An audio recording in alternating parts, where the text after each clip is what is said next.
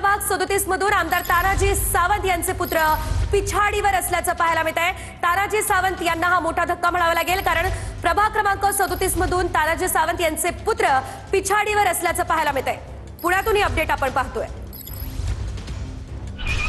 पुण्यातले जे आकडे आहेत ते आपण ग्राफिक्सच्या माध्यमातून पाहतोय। भाजप 92 तर शिंदेच्या शिवसेनेला खातंही उघडता आलेलं नाहीये।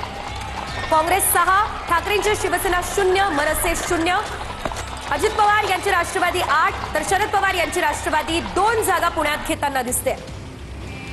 तर पुण्यामधल्या नंतर अहिल्यानगरकडे वळूयात। अहिल्यानगरमध्ये भाजप 25, अजित पवारांची राष्ट्रवादी 27, शिंदेची शिवसेना 10 आणि महाविकास आघाडी आणि मनसे या तिघांना मिळूनही या ठिकाणी कुठल्याही प्रकारे चमत्कार करता आलेला नाहीये। फक्त आणि फक्त 3 जागांवर आघाडीवर। इकडे सोलापूरची आकडेवारी आपण पाहताय।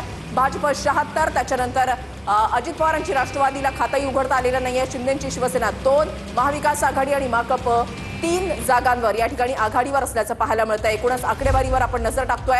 लातूर मधलं चित्र स्पष्ट झालेलं आहे। भाजपला 22 जागा मिळालेल्या आहेत। शिंदेची शिवसेनेला त्या ठिकाणी खातंही उघडता आलेलं नाहीये। तर अजित पवारांची राष्ट्रवादी 1, काँग्रेस आणि वंचितची या ठिकाणी आघाडी, त्यांना 44 जागा। वरळीमध्ये ठाकरेंचा करिश्मा कायम आहे। 4 उमेदवार या ठिकाणी विजयी झालेले आहेत। मुंबई प्रभाग 195 मधून ठाकरेंच्या शिवसेनेचे विजय भणगे हे विजयी झालेले आहेत। वेगवान निकाल आपण पाहताय। वरळीमध्ये ठाकरेंचा करिश्मा कायम असल्याचं पाहायला मिळतंय।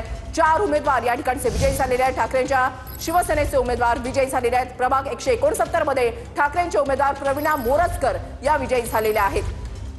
प्रभाग क्रमांक 169चा हा निकाल जो आहे तो आपण या ठिकाणी पाहताय। प्रवीणा मोरजकर या विजयी झालेल्या आहेत। भाजप 99, शिंदेची शिवसेना 31, मनसे 9, ठाकरेंची शिवसेना 63, काँग्रेस आणि वंचित 74 जागांवर या ठिकाणी आघाडीवर। आणि जर आपण या ठिकाणी पाहिलं तर भाजप आणि शिंदे 130, ठाकरे बंधू 72 आणि काँग्रेस आणि वंचित 14 जागांवर आघाडीवर आणि इतर 9 असा आकडेवारी आपण या ठिकाणी पाहताय। तर